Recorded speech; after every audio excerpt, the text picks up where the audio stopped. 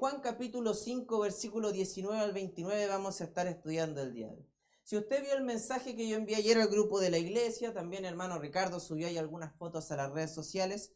El mensaje se llama Certeza sobre Jesús. Un mensaje, hermano, quizás que no llama la atención regularmente. O un título que quizás no dice, quiero saber cuáles son esas certezas. Por favor, pastor, dígamelo. Pero hermano, cuando usted habla de la persona de Cristo, cuando usted hermano se sienta, está ahí en una conversación íntima hermano, acerca de quién es Jesús, hay palabras como quizás, probablemente o tal vez que debe eliminar de su vocabulario. Porque Cristo no solamente nos habla del hombre, por decirlo así, la vida, del mundo, con certezas, sino cuando Él habla de sí mismo, también lo hace con grandes certezas y no deja lugar a la duda. Él no habla de suposiciones acerca de sí, sino de certezas. De hecho, hermano, nosotros no debemos temer el hablar de Jesús con las certezas que Él mismo comenta sobre sí mismo. Si usted estuvo, hermano, el domingo anterior, el contexto de este pasaje que quizás ya es conocido, Jesús sanó a un hombre que era paralítico. ¿Qué era un paralítico? Un hombre que estaba paralizado, o sea que no podía moverse, que estaba inhábil para la vida. Entonces, hermano, Cristo, luego de sanarlo en un día sábado, enfrenta la oposición de los líderes judíos, de quienes en sus propias normas habían establecido que el día sábado impedía cualquier tipo de trabajo que la gente presentara.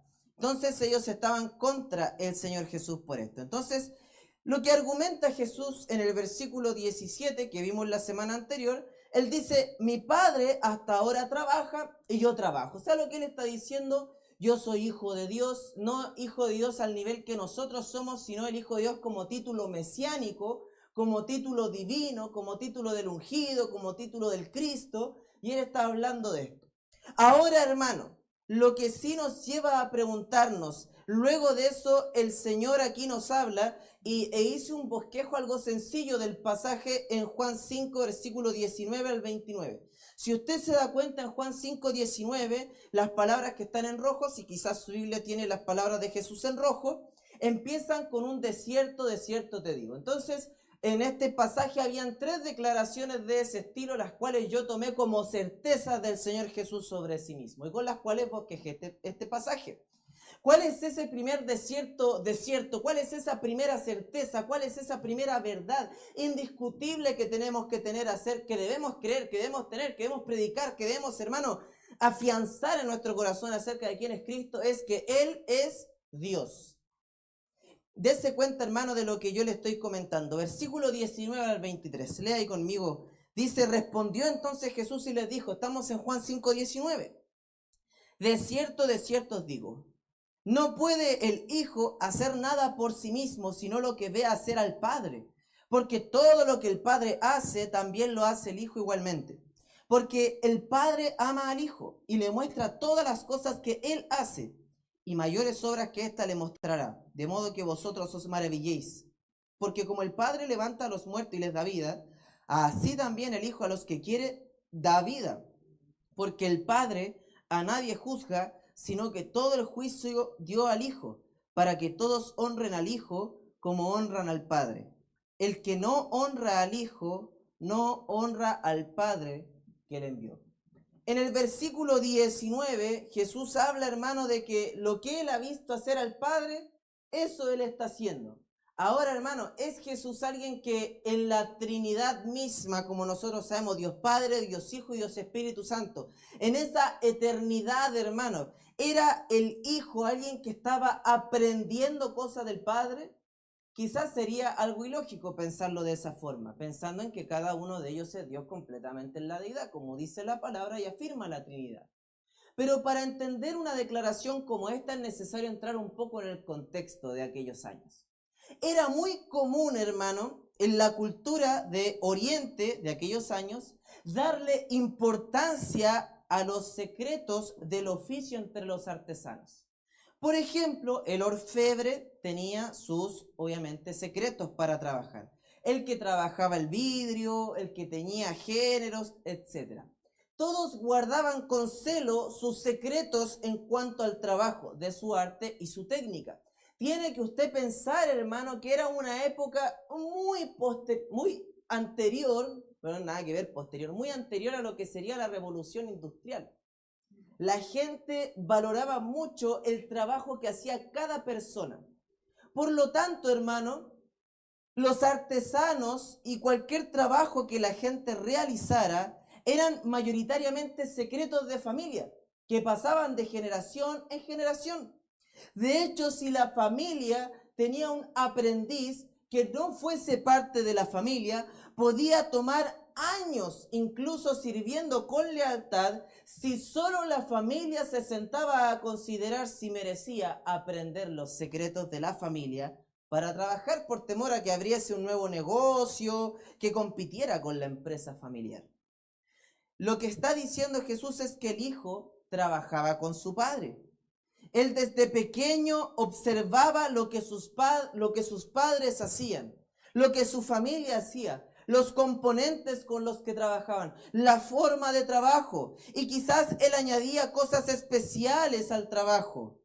A medida que pasaban los días y los años, cada vez más aprendía y aprendía y aprendía lo que su padre hacía.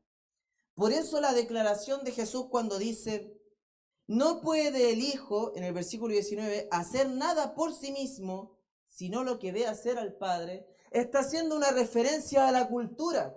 Dice, ustedes saben, los que trabajan en este tipo de artesanía o en esto otro, el Hijo aprende del Padre. Va haciendo lo que el Padre hace, lo que el Padre le enseña. Él va viendo, va entendiendo, va siendo enseñado en esto. Y él lo que aprende es lo que el Padre le muestra. Entonces lo que está diciendo es, mi trabajo es igual al trabajo de Dios Padre. Quizás en un momento este hijo que aprendía las artesanías que su padre hacía o el trabajo que fuese, llegaba un momento, hermano, donde el trabajo del padre era imperceptible en sus diferencias al trabajo del hijo. Lo tenía tan asimilado que no se veía una diferencia. Por eso, hermano, cuando el Señor Jesús habla acerca de su trabajo con el Padre, dice, no hay una diferencia entre el trabajo de Dios Padre y el trabajo de mí, porque ambos somos Dios. Por eso no solamente lo dice así, sino en el versículo 20 dice, porque el Padre ama al Hijo. Por lo tanto, hermano, como hijo de Dios, sus obras eran evidentemente una marca de la palabra de Dios. Así como cualquier artesano tenía un sello inconfundible con su obra, aquellas curaciones y milagros que hizo el Señor Jesús eran una indiscutible muestra inequívoca de quién era Él precisamente. Cualquiera que viera ese trabajo decía, esto no puede ser otra persona que el Mesías. Esto no puede ser otra persona que el Cristo. Esto no puede provenir de otra persona que no sea Dios. Por eso al tener tanta evidencia y los fariseos en Mateo 12 decir que era obra de Satanás, Jesús los condena por lo que están diciendo. Porque dicen, ustedes ni siquiera pueden ver que al frente tienen la obra de Dios. Tienen la mano de Dios, tienen la voluntad de Dios, tienen los deseos de Dios. Y estos hombres acusaban a Jesús, según el versículo 18 que nosotros leímos la semana pasada, hacerse igual a Dios. Y a diferencia de lo que creeríamos, Jesús no niega esto, lo afirma. La acusación que ellos hicieron, Él la está afirmando porque es verdad.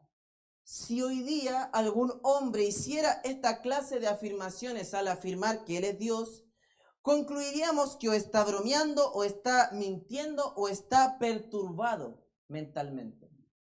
En el libro de Josh McDowell, que se llama Más que un carpintero, él presenta en el capítulo 3 de este capítulo un llamado tridilema o trilema.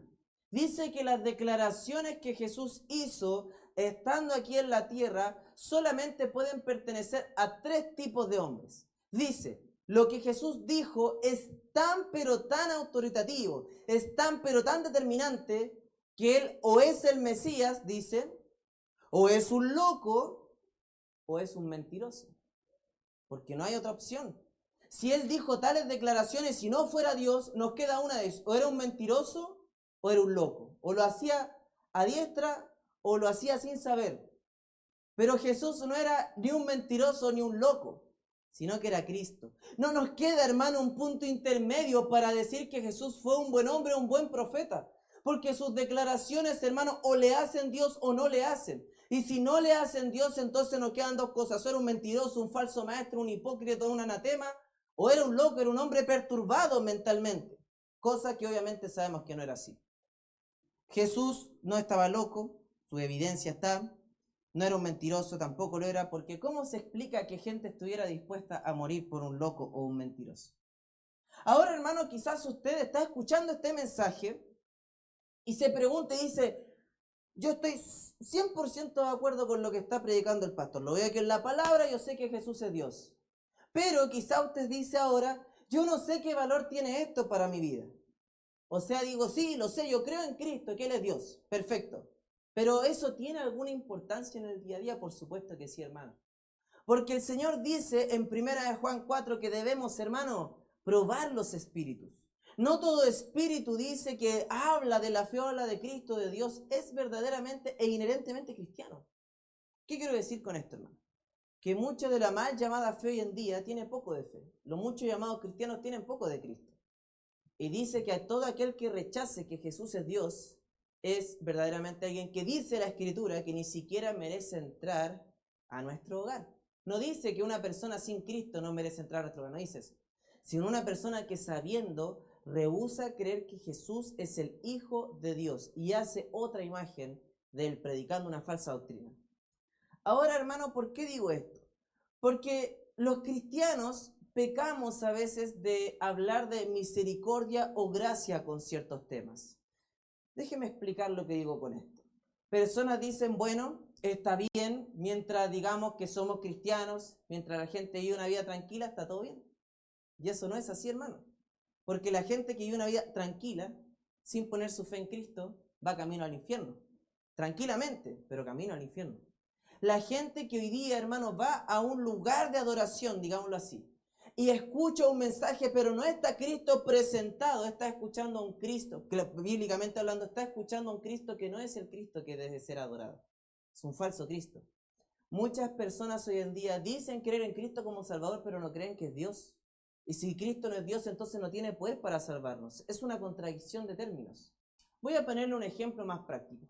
Muchas veces nosotros hemos escuchado como, por ejemplo, Estados Unidos, un país gigante, la máxima potencia mundial, hermano, económica y en poder y muchas cosas, fue fundada y está fundada sobre los fundamentos de la Escritura, con hombres creyentes, decimos nosotros, así deberían ser las leyes de nuestro país. Y a pesar de que es innegable la influencia cultural del cristianismo en un país como Estados Unidos, hermano, la mayoría de los fundadores y los padres fundadores de Estados Unidos tenían y contenían varias herejías en su doctrina. Por ejemplo, Thomas Jefferson, uno de los más conocidos, creía en la unicitariedad, que eso nos dice que Jesús precisamente no es Dios. Diríamos que bueno, ojalá tuviéramos hombres así. ¿Qué hombres así que van camino al infierno? Que van camino rechazando a Cristo. Y uno dice, pero ¿cómo podemos ser tan determinados? ¿Cómo podemos ser tan duros con eso? Entonces lea el versículo 20 cuando dice que el Padre ama al Hijo. Entonces, hermanos, si amamos a Cristo, no podemos permitir ese tipo de herejías. Es innegable que una persona leyendo la Escritura, aplicando la Escritura, incluso siendo no creyente, va a hallar bendición porque haya bendición en la palabra. Pero eso no quiere decir que solo por creer algunas de las doctrinas de la Biblia se haga necesariamente un hijo de Dios. Todo aquel que rechaza al Hijo, rechaza al Padre, dice. Y si el Cristo mismo es el Salvador del mundo, rechazarle es obviamente estar camino a la condenación. Dios Padre ama a Cristo y nosotros debemos amarle también. Todos los evangelios comienzan con la historia de Jesús siendo bautizado, donde se escucha una voz del cielo, dice, este es mi Hijo amado, en el cual tengo complacencia, hermano. Esto a nosotros en su día a día debe hacerle entender que no puede tomar el nombre de Jesús como algo poco importante. Debe tomarlo como algo sumamente importante. Si usted dice identificarse con Él, entonces esta no es una declaración o postura a la ligera, debe ser una certeza. Cuando usted, hermano, se identifica con Cristo en el bautismo, no está haciendo cualquier cosa. Está diciendo, yo me identifico con ese Cristo, con ese hombre que estuvo, que era Dios, que murió, fue sepultado y resucitó por mis pecados. Y usted cuando vive día a día diciendo, yo soy cristiano, yo soy hijo de Dios, hermano, entonces debe demostrarlo con sus acciones y palabras, y no contradecirlo, porque no debemos tomar el nombre de Cristo a la ligera, porque Dios sabe el nombre de Cristo. Por eso, hermano, cualquier contrariedad, cualquier blasfemia, cualquier herejía, hermano, en contra del nombre de Cristo, no debe ser permitida por un verdadero cristiano. Por eso es importante que este tipo de mensajes lo atesore en su corazón, para que nadie venga a engañarle, hermano, con una palabra que ni siquiera está en la boca de Dios o en la boca del mismo Cristo que estuvo acá con nosotros. El Padre, dice Jesús, haría cosas mayores que las que estamos viendo, pero es importante que entendamos quién es Él primeramente para entender qué es lo que puede hacer. De hecho, hermano, aquí se nos habla de Jesús en el versículo 21 como el dador de la vida, y vamos a hablar de eso. Pero el dador de la vida, hermano, si se pone a pensar, ese es el don más grande que una persona puede otorgar. Porque la vida, ni el hombre con toda la ciencia, hermano, puede evitar perderla. Toda persona va a morir un día. Toda persona va a morir. Aunque las teorías sean ciertas y Walt Disney haya guardado su cerebro o algo en algún lugar. No sé si has escuchado esa teoría, hermano, algo de cultura popular. No importa, porque Dios es el dador de la vida. Y el hombre, por más que intente controlar, por más que intente manipular, no va a poder lograr dar ni otorgar vida, aunque parezca. Entonces, hermano, solo Cristo, solo Dios es el dador de la vida. Él es Dios, solo Él puede dar vida, solo Él puede quitarla. Pero vamos a una declaración que es cierta, una declaración que es verdad. Vamos a ir a la segunda certeza. La primera certeza que nos da Cristo sobre Él es que Él es Dios. Pero la segunda está en el versículo 24, donde dice, de cierto os digo, el que oye mi palabra y cree al que me envió, tiene vida eterna y no vendrá a condenación, mas ha pasado de muerte a vida. El versículo 20 termina diciendo, mayores obras que estas verás, y las obras que Cristo ha aprendido del Padre es resucitar a los muertos, juzgar a los seres humanos, dice el versículo 22, pero también el tener vida en sí. Él no era un aprendiz religioso. Sus acciones, hermano, de Cristo estaban en completa armonía, completa sincronía con las obras, deseos y voluntad de Dios Padre. No hay una distinción entre lo que Dios Padre anhelaba y lo que Cristo anhelaba. Dios, hermano, es la fuente de la vida, por lo que concluimos que Jesús es la fuente de la vida, tanto de los ángeles, seres angelicales del universo, como hasta del insecto más pequeño que se nos pudiera imaginar. Porque es un atributo de Dios y es un atributo de Dios, es un atributo de Cristo. Si Dios da vida, entonces Cristo da vida, porque todos los atributos residen en la naturaleza de Cristo. En este fascinante párrafo, versículo específicamente el versículo 24, y en todo el párrafo se nos va a hablar, hermano, de 4 tipos de resurrecciones. Yo les voy a mencionar las 4, pero la primera que vemos acá es la resurrección de los hombres. Es la resurrección a vida eterna de los pecadores que ponen su fe en Cristo. Antes de poner su fe en Cristo, hermano, cualquier persona es impotente como un cadáver. Sin que importe, hermano, como un funerario, como una persona que trabaja en este lugar pueda preparar el cuerpo de una persona, no la hace ni más muerta ni menos muerta, está muerta completamente. Y una persona sin Cristo está así, muerta completamente. El pecador es impotente para salvarse a sí mismo y por eso necesita que alguien le dé vida. Por lo tanto, la segunda certeza, hermano, que Jesús nos dice acerca de Él es que Él es el Salvador.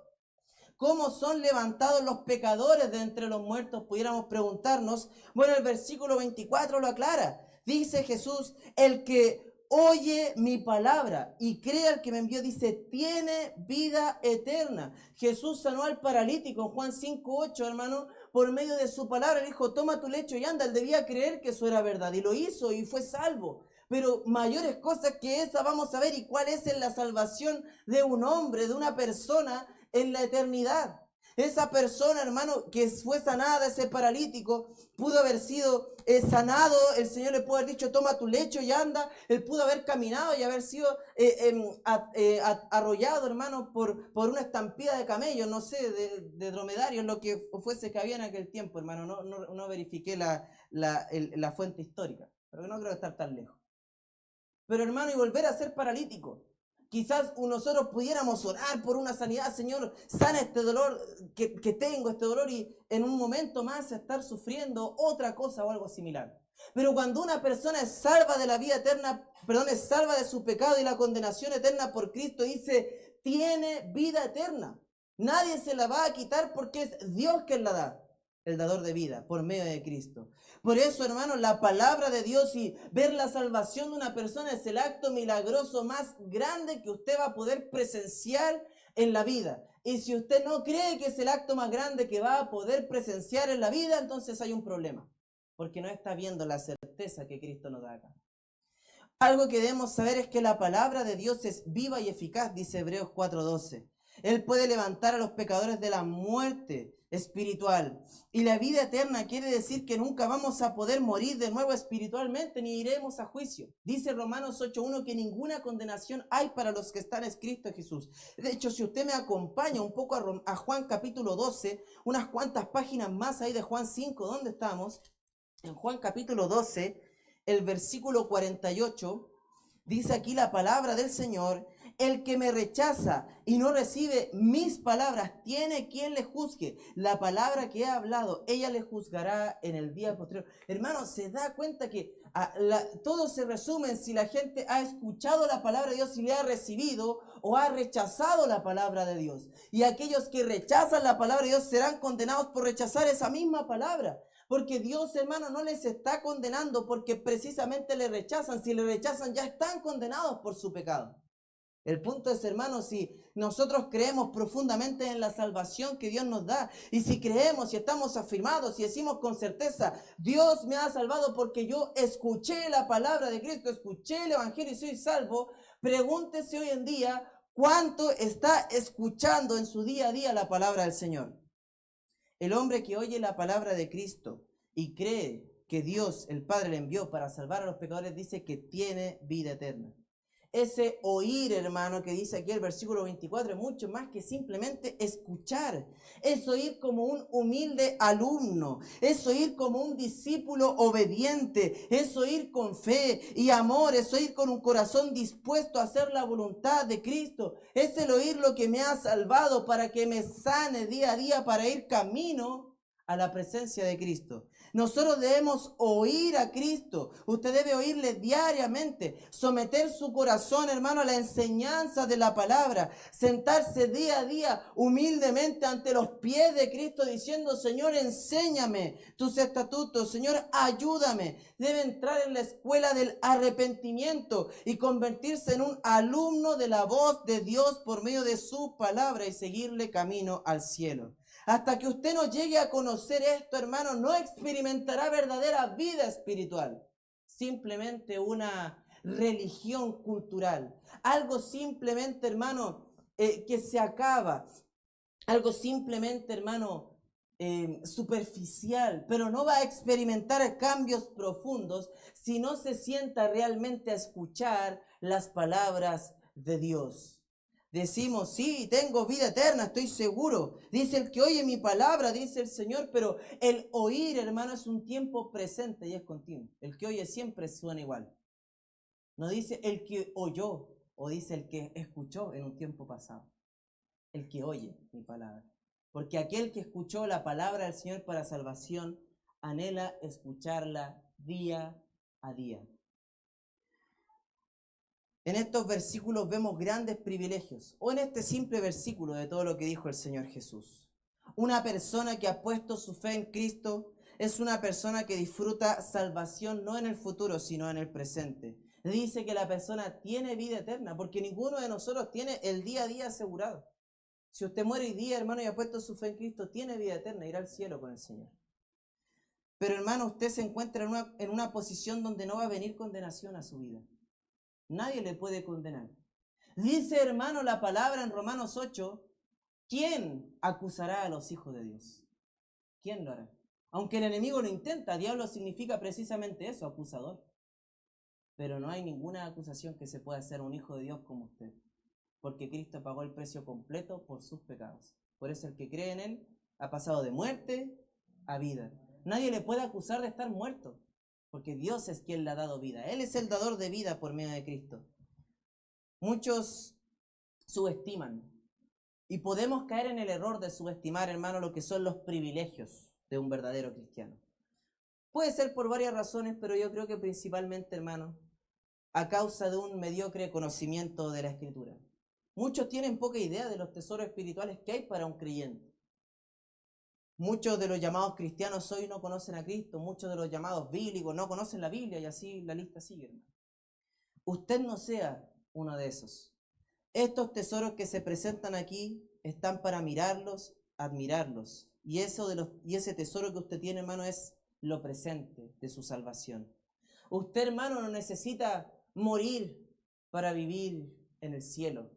Curiosamente, Dios dice que usted ya puede vivir celestialmente hablando, con los ojos puestos en el cielo, con los ojos puestos en Jesús.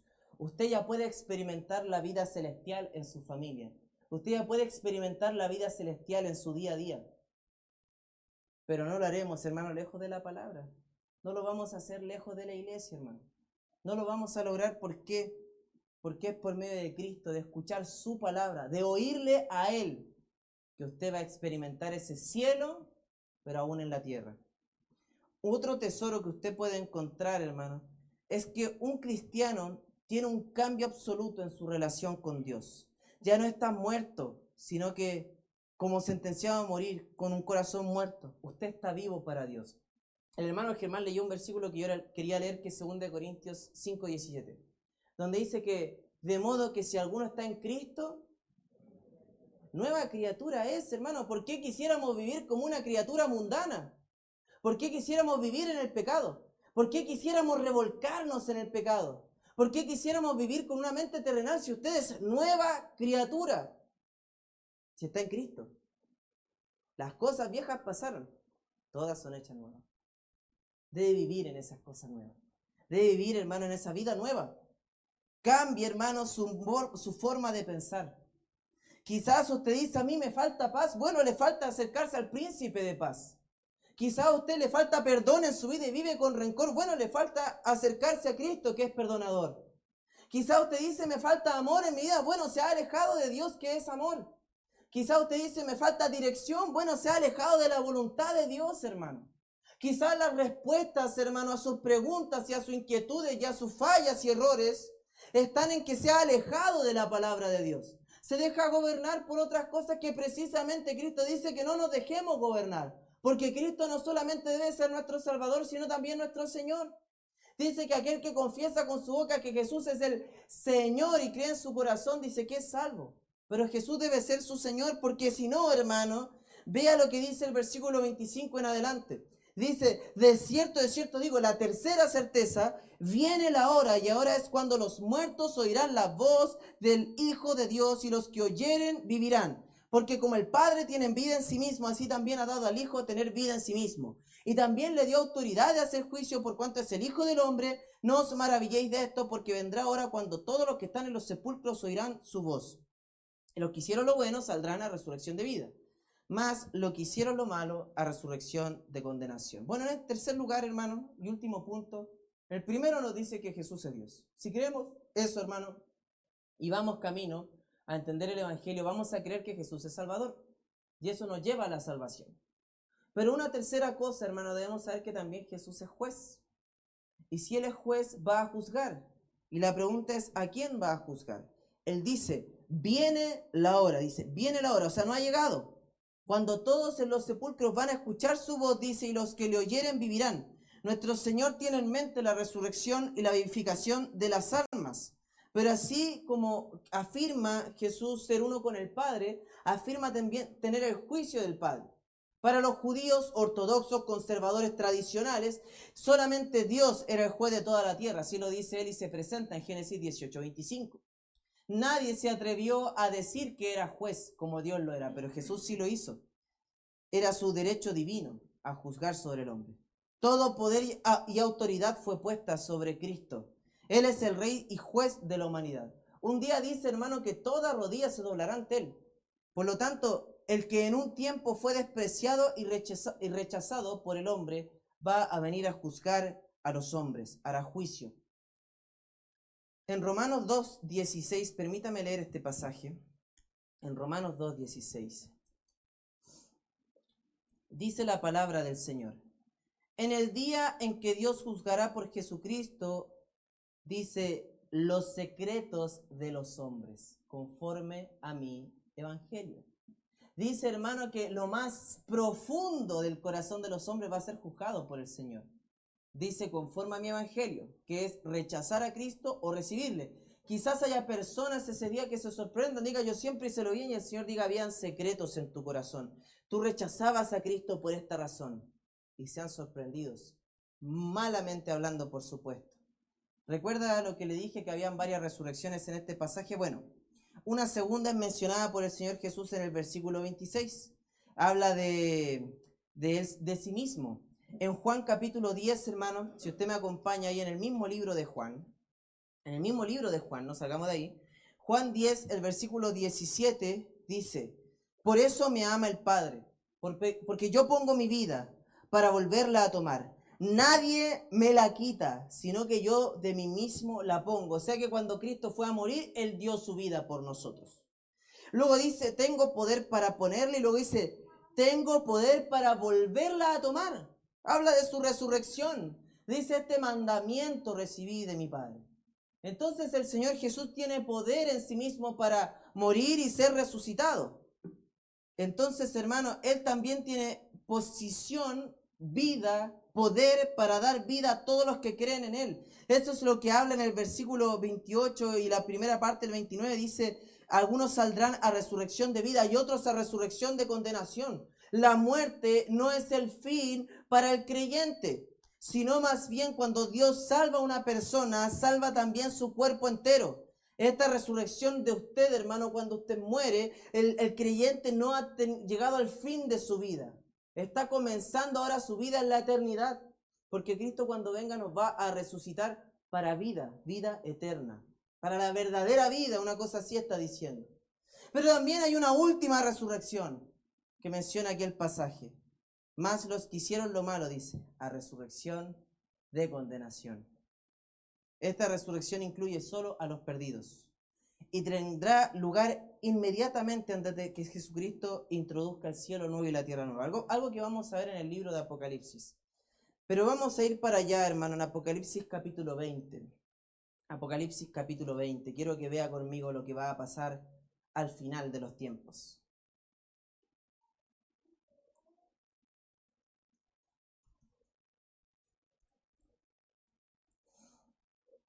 Apocalipsis capítulo 20.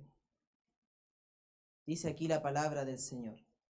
Vamos a leer del versículo 11 al 15. Dice, y vi un gran trono blanco, y al que estaba sentado en él, de delante del cual huyeron la tierra y el cielo, y ningún lugar se encontró para ellos.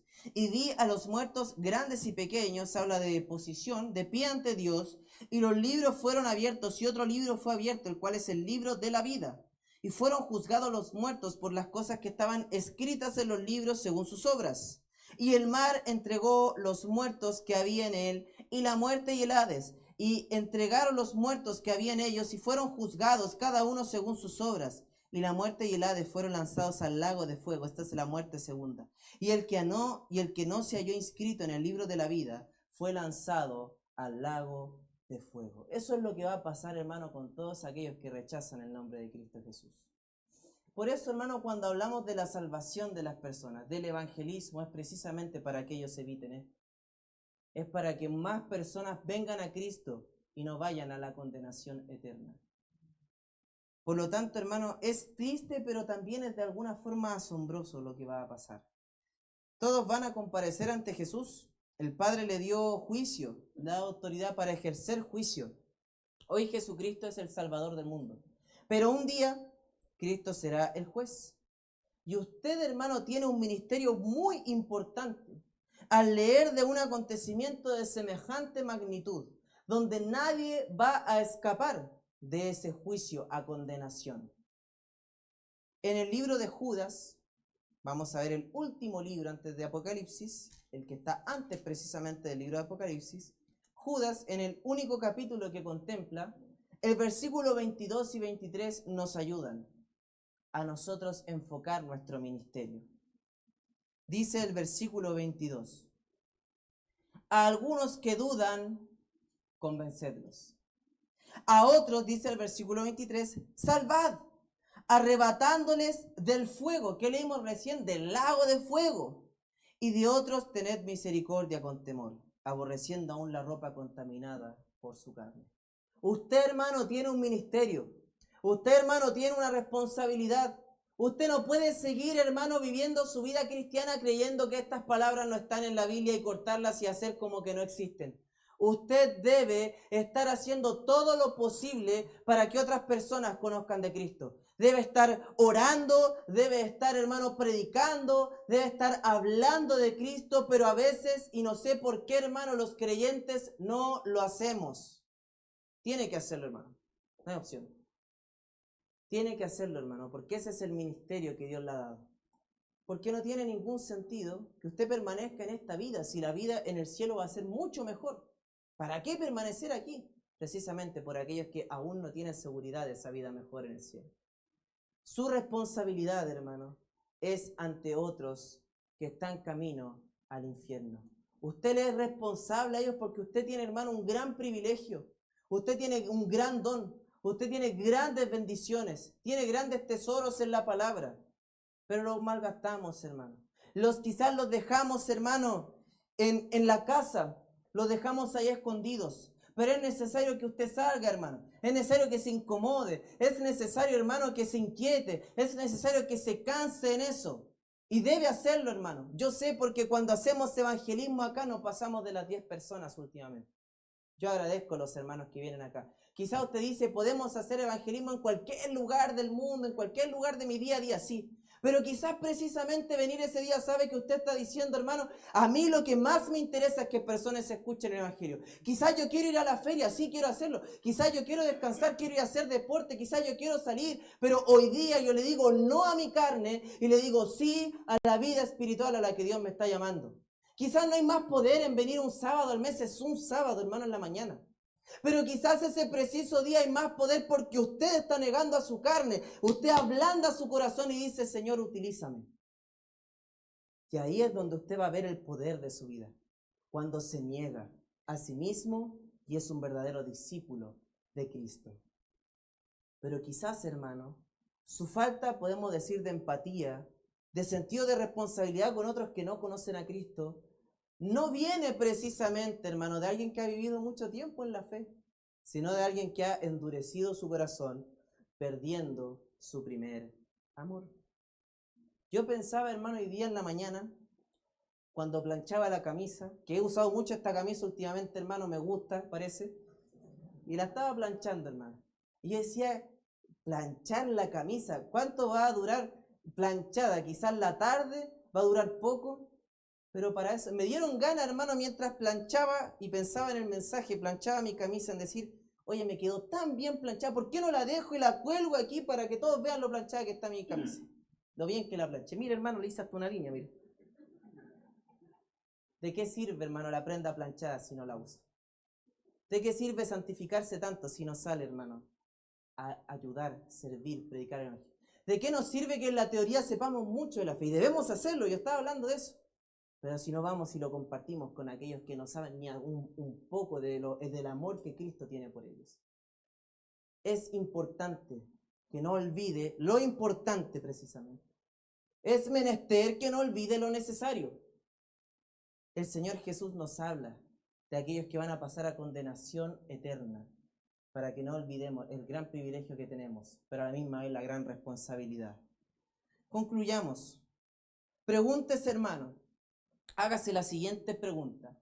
Si quizás, hermano, es posible dar demasiada importancia a Cristo. Pregúntese eso.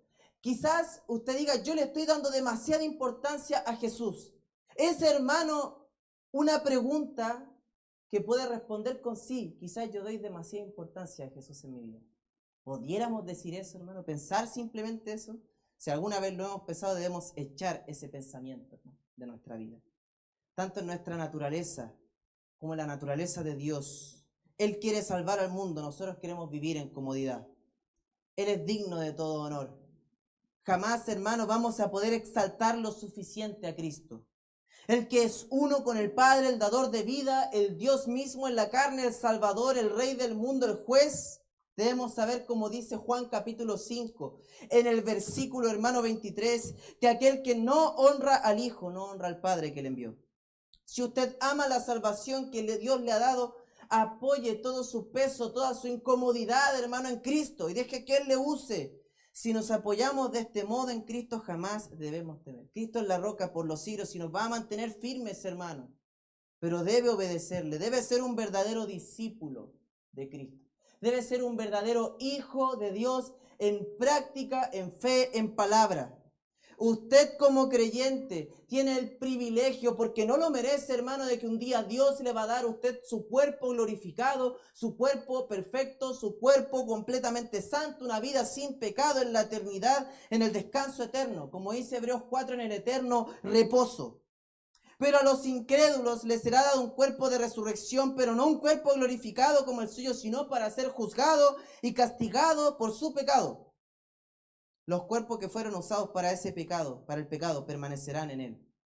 Esta verdad debe producir un sentido de responsabilidad en usted, que está confiado en Cristo, su Dios y su Salvador, de su destino eterno, hacia aquellos que van a una condenación eterna. Así que, hermano, como es mi último mensaje en 2 semanas, ya se imagina por qué. Pero importante, hermano, no olvidaré. No olvide nada, hermano, de lo que usted ha visto en este pasaje. Y nútrase de la palabra, para no decir yo sé harto de la fe, sino para decir yo sé harto, lo voy a compartir con otros. Lo que Dios me está enseñando yo necesito aplicarlo. Necesito que más gente escuche el Evangelio. Necesito ponerme en práctica, necesito poner mi vida en servicio del Señor. Quizás algunos tienen que tomar esa decisión. Dicen, yo he estado cómodo, pero necesito salir de mi zona de confort. Así como decía hermano Germán hace un ratito. Quizás, hermano, escuchando al hermano Germán, usted no ve eso. No ve ese sacrificio que a él le cuesta siendo algo introvertido, reservado. Pero Dios le usa. Y así quizás, hermano, usted ve su comodidad y dice, pero a mí me cuesta esto. Pero quizás precisamente Dios quiere sacarle de esa zona de confort, para usarle, para guiarle, para, hermano, transformar su vida. Y quizás, hermano, solo quizás usted no ve todo lo que Dios puede hacer precisamente con usted.